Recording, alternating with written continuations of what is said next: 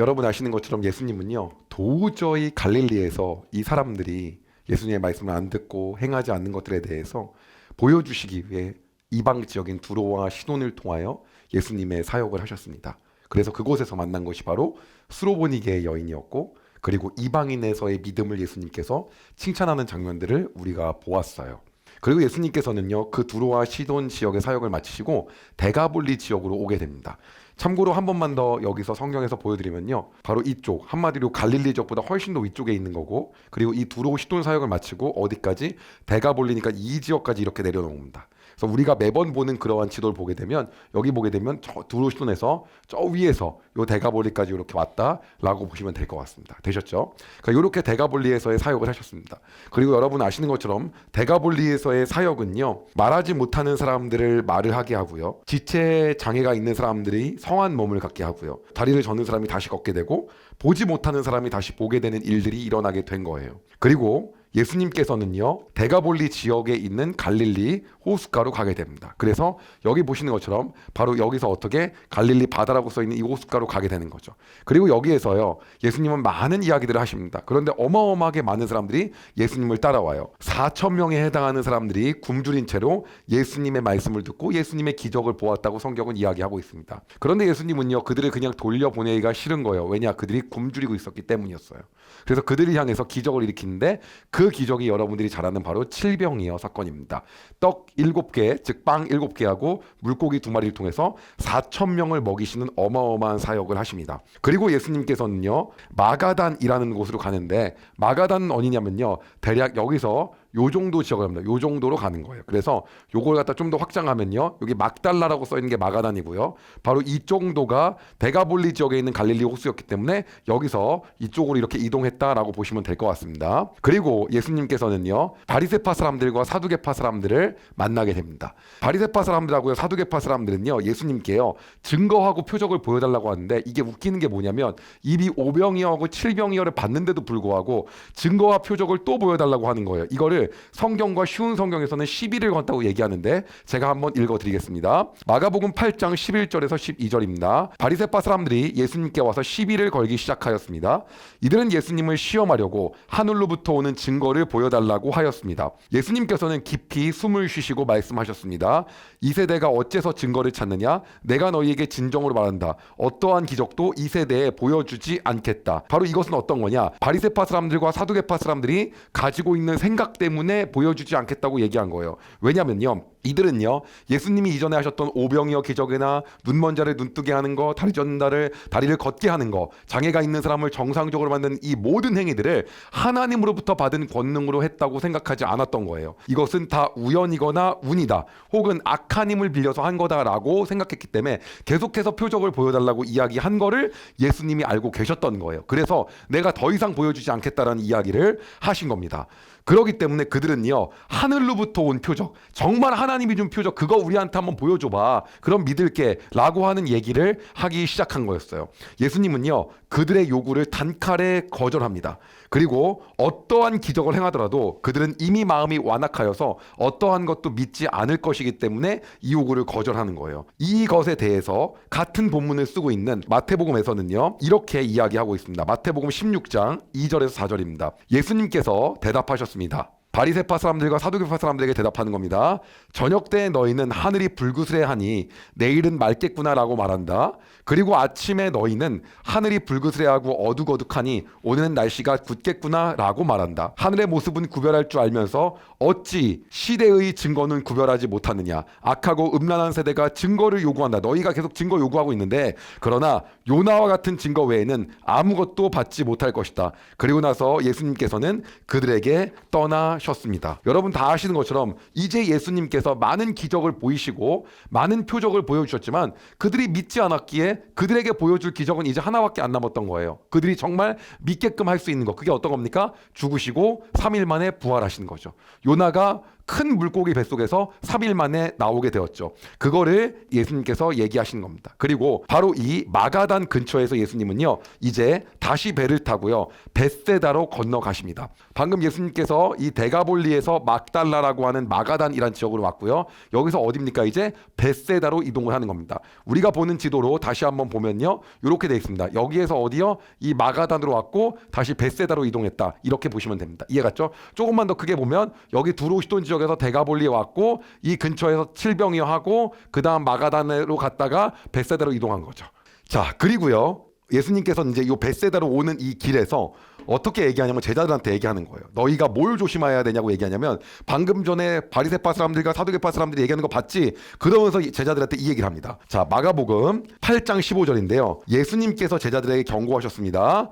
바리새파 사람들의 누룩과 헤롯의 누룩을 조심하여라 라고 이야기한 거예요. 그런데 제자들이 이 상황을 어떻게 이해하냐면 이렇게 이해합니다. 성경적 내용을 지도를 봐야 좀 이해가 가는데요. 여기를 보게 되면 예수님께서 이곳에서 저기 말씀하시면서 칠병이어 기적을 일으켰잖아요. 근데 그리고 이제 여기서 가는 길에 봤더니 그 바구니를 다 챙기지 않고 딱 보니까 배 안에 빵이 한 조각밖에 없는 거예요. 빵이 한 조각밖에 없으니까 이제 제자들끼리 수군거리기 시작한 거예요. 야, 나머지 어딨어? 왜 빵이 한 조각밖에 없어? 이러한 얘기를 수군 하기 시작합니다. 그런데 그때 하필 예수님께서 바리새파 사람들과 헤롯 사람들의 뭘 조심해라? 누룩을 조심하라고 하는 거예요. 누룩이 어떤 겁니까, 여러분요? 효모죠. 빵을 뭐하게 하는 거? 부풀게 만드는 거. 그러니까 이게 뭐랑 관련이 있는 거예요? 빵과 관련이 있는 거예요. 그래서 제자들은 어떻게 생각을 하냐면 정말 이거 코미디거든요. 이렇게 생각을 하는 거예요. 지금 예수님께서 빵 얘기하시는데 분명히 우리가 지금 빵을 먹어야 되는데 빵이 부족하기 때문에 예수님 지금 빵 얘기하시는 거야. 그러면서 누가 지금 빵 한 조각밖에 안 갖고 있는 거야. 잘 챙겼어야 될 거 아니야, 빵을 갖다가. 이러한 이야기들을 하기 시작한 거예요. 정말 놀랍지 않습니까? 그래가지고 빵 얘기하나 보다. 이거 거의 갑자기 뭐 이거 그럼 초콜릿 맛있겠다 뭐 이런 수준이잖아요. 초콜릿 만드는 뭐 원리 얘기하고 설명하고 있는데 초콜릿 맛있겠다 뭐 이러고 비슷한 거잖아요. 그런 짓을 지금 하고 있는 거예요. 그러다 보니까 이게 얼마나 코미디입니까? 그런데 예수님이 실제 말씀하시고자 하는 건 어떤 거냐면 너희가 가지고 있는 이들이 가지고 있는 그 누룩은 점점 커져서 그 사악함이 커져서 다른 사람들한테 전이 되고 그 사악함이 전달되기 때문에 이것은 예수 그리스도를 대적하기 때문에 너희가 이것을 조심해야 된다라고 이야기한 걸 갖다가 빵이 부족하냐? 누가 안 챙긴 거야? 이러고 있었던 거예요. 그러니까 예수님께서 이것을 아시고 나서 제자들한테 말씀을 하시는 거예요. 마가복음 8장 17절에서 21절입니다. 잘 들으세요. 예수님께서 이것을 아시고 물으셨습니다. 어째서 너희가 빵이 없는 것에 대하여 수군거리느냐? 딱 알죠? 그쵸? 그러면서 뭐라고 합니까? 너희가 아직도 알지 못하고 깨닫지 못하느냐? 너희의 마음은 굳어져 있느냐? 너희는 눈이 있어도 보지 못하고 귀가 있어도 듣지 못하느냐? 기억하지 못하겠느냐? 5개의 빵을 5,000명에게 나눠줬을 때 너희가 남은 빵을 몇 광주리에 모았느냐? 제자들이 대답했습니다. 12광주리입니다. 7개의 빵을 4,000명에게 나눠주었을 때 너희가 몇 광주리를 거두었느냐? 제자들이 대답했습니다. 7광주리입니다. 예수님께서 아직도 깨닫지 못하겠느냐? 하고 그들에게 물으셨습니다. 어떤 걸 얘기했던 겁니까? 지금 빵 모자르고 부족하다는 얘기가 아니라는 걸 얘기하는 거예요. 그러면서 이게 어떠한 얘기인지를 정확하게 말씀하시는 게 오병이어하고 칠병이어 사건을 통해서 너희가 내가 보여주려고 하는 걸 못 봤느냐라고 하는 거예요. 그럼 그게 뭔데요? 그게 예수님이 메시아라는 걸 보여주고 싶었던 거예요. 예수님이 그리스도이다 라는 걸 보여주고자 하는 게 핵심이었다는 거죠. 너희들은 그때 그걸 파악하지 못했느냐? 내가 메시아고 그리스도라는 걸 파악하지 못했느냐라는 걸 얘기하는 거예요. 그런데 예수님께서 이 맥락을 통해서 왜 누룩 얘기하다가 내가 메시아다라는 걸 얘기하냐? 여기서 말하고 있는 이 누룩, 이것은 뭘 얘기하는 겁니까? 그들이 가지고 있는 완고함과 굳은 마음과 사악함을 통하여 남들에게 전달되고 이것이 부풀려져서 더 안 좋은 것이 확장되는 상황을 얘기하고 있는 거거든요. 그러면 이 굳은 마음과 완악한 마음과 단호하고 그리고 이것이 확장된다는 의미는 곧 뭘 얘기하는 겁니까? 예수님을 대적하는 거잖아요. 그럼 예수님을 대적하는 건 다른 말로 뭘 얘기하는 거예요? 예수님이 메시아라는 걸 인정하는 거예요? 안 하는 거예요? 안 하는 거죠. 예수님이 그리스도라는 걸 인정 안 하는 거죠. 그러니까 예수님은 맞는 맥락으로 얘기한 거예요. 너희가 바리새파와 사두개인들의 무엇을? 누룩을 조심해라. 그들이 예수님을 메시아로 인정하지 않는 행위, 그 굳은 마음을 너희들이 조심해야 된다. 너희들은 오병이하고 칠병이를 통해 내가 메시아라는 걸 보지 않았냐? 이 맥락인데 그들은 빵이 부족한 거 아니야? 라고 있었다는 걸 얘기하고 계셨던 거예요. 자, 여러분에게 이야기하고 싶은 것이 딱 이거예요. 우리 마음 가운데 굳은 마음이 있잖아요. 그러면 우리 그 굳은 마음은요, 성경에서 얘기하는 그것이 뭘 얘기하는 거냐면 누룩을 얘기하는 거예요. 그거를 제거하지 못하면 우리는 예수님께로 갈 수가 없는 거죠. 그리고 성경은 오늘 정확하게 얘기하고 있어요. 이 누룩은 뭐랑 똑같습니까? 우리가 가지고 있는 고정관념과 같다는 거죠. 이 고정관념 때문에 그들은 뭐를 했습니까? 613가지의 율법을 지키기 위해서 누구를 버린 겁니까? 예수님을 버린 거예요. 오늘날 우리가 다시 한번 생각해 봐야 돼요. 자, 예수님이 오신 지 이제 2000년이 넘었습니다. 그리고 거꾸로 한번 생각을 해보겠습니다. 예수님께서 오셨을 때는요, 모세가 홍해를 가르고 기적을 일으키고 출애굽을 했다라고 하는 걸 보수적인 신학자들이 얘기하는 시절로 따졌을 때는 약 1500년이 지났을 때입니다. 그럼 지금은 출애굽 이후에 예수님이 오셨을 때보다 더 많은 시간이 지났습니다. 그러면 우리가 무엇을 파악해야 됩니까? 예수님이 가지고 있는 본질을 파악해야 되는 거예요. 그런데 그 본질을 파악해야 되는데 우리가 그 본질을 파악하지 못하고 우리 안에 가지고 있는 누룩이 어느덧 이제는 예수님이 우리에게 말씀하신 걸 우리가 또 경전 삼아서 그것들을 있는 그대로 해석을 다 해버리면서 그것이 어느덧 구약 시대에서 신약 시대로 넘어올 때 가지고 있었던 바리새인과 다를 바가 없는 것이 우리의 모습을 아닌지를 우리가 또 봐야 된다는 거죠. 오늘 성경은 우리에게 그 둔한 마음을 제거하라고 얘기하고 있는 겁니다. 대표적으로 어떤 거냐면 제가 가장 많이 하는 실수인데 뭐냐면 하나님을 위해 무언가를 일을 한다고 합니다. 그리고 나서 그 일을 엄청나게 열심히 해요. 그런데 놀라운 일은 그 일을 하는 동안 예수님을 믿는 사람들이 다 떠나가 버렸어. 그럼 여러분 그거 뭡니까? 누룩이에요. 예수님 말씀하신 건 뭡니까? 하나님을 사랑하고 이웃을 사랑하는 거잖아요.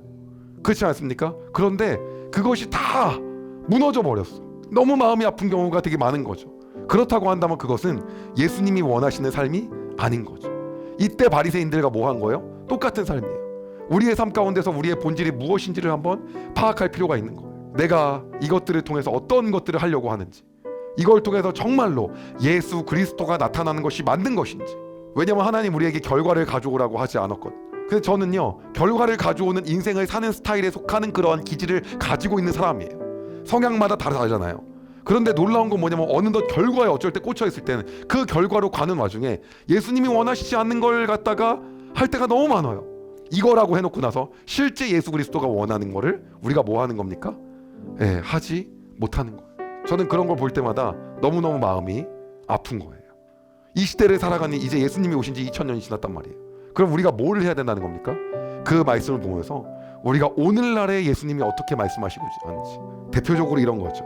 가난한 사람은 게으르기 때문에 그런 거다 라고 현대인들이 많이 얘기를 합니다. 그거는 다 자기가 노력하지 않은 거야 라고 우리가 적용하기 시작해요. 그리고 뭐라고 합니까? 내가 드리는 이 예배 방식은 절대로 바꾸면 안 돼.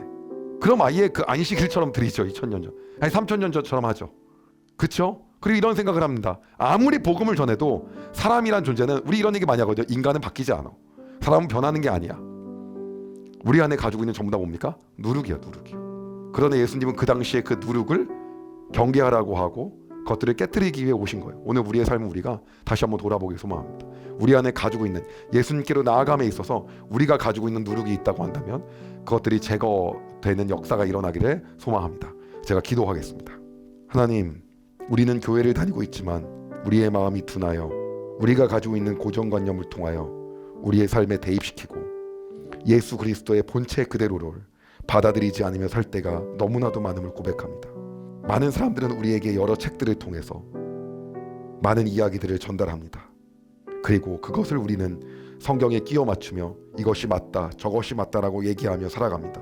그러나 그 어떠한 것도 예수 그리스도 당신보다 더 위대한 것은 없음을 우리는 고백합니다. 우리의 생각에 둔한 마음을 벗겨내게 하여 주시옵소서. 아무리 복음을 전해도 인간이란 절대 바뀌지 않는 존재야, 나만 잘 믿으면 된다, 이러한 생각 우리가 바뀌게 하여 주시옵소서. 내가 드리는 예배는 옳고 남들은 다 틀려, 나의 예배 방식을 고수하겠다 라는 마음이 바뀌어지게 하여 주시옵소서. 그 외에도 우리가 목표를 성취하기 위해 하나님 나라의 원대한 목표를 갖고 나가면서 우리 안에 저지르게 되는 많은 과오들을 하나님 바라보게 하시고 우리 안에 예수 그리스도의 마음을 보게 주님 인도하여 주시옵소서.